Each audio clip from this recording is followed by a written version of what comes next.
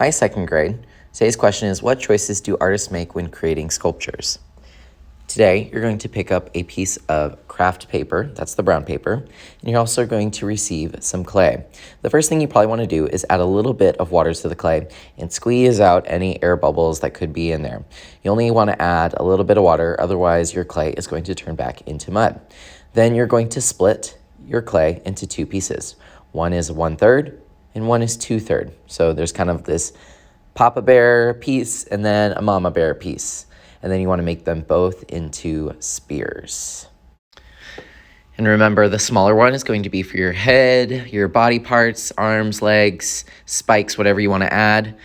The big one here, I'm going to use kind of a karate chop sort of fashion and make a cone. This is going to be the body and tail. At any point, if you notice it's getting dry or cracky, you want to add a little bit of water. Think of the water as a lotion.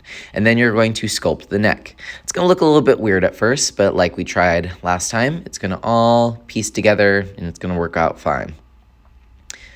Once you've decided how long you want the neck, it's time to start adding pieces. So then you're going to rip up your smaller spear into at least 5 little sections so that you'll have body parts, limbs, and I would start with the head. Now, when you attach it, make sure that you slip and score. So I took that paintbrush and I made some marks where the head's gonna go, and I added a little bit of water. Think of that as the glue. If you do not slip and score, I promise you that your parts will fall off in the kiln. Things tend to get a little bit smaller as they cook. So here, as you can see, I'm slipping and scoring. I took a toothbrush and I took that wet toothbrush and I made some marks where the leg is gonna go. I'm gonna sculpt my leg. You can use the cutter tools to cut it the way you want it. And then I slip and score both sides, the leg and the body, and then smooth it all down.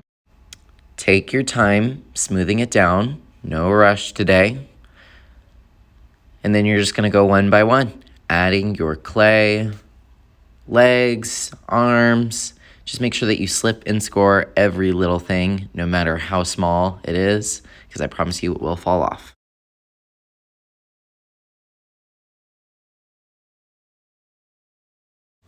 Now, does your dinosaur have to look like mine? No, think of ways you can be creative.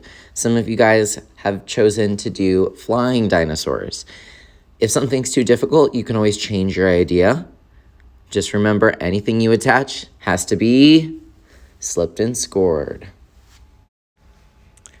Now I'm adding a little bit of texture. This can be one of the last things that you add to your dinosaur. You can have a smooth dinosaur if you want, or you can have some scaly, crazy dinosaur. Now, you won't be receiving this back for a few weeks, so it's so important that you write your initials. Your initials are your first letter of your first name and the first letter of your last name. So mine is JB.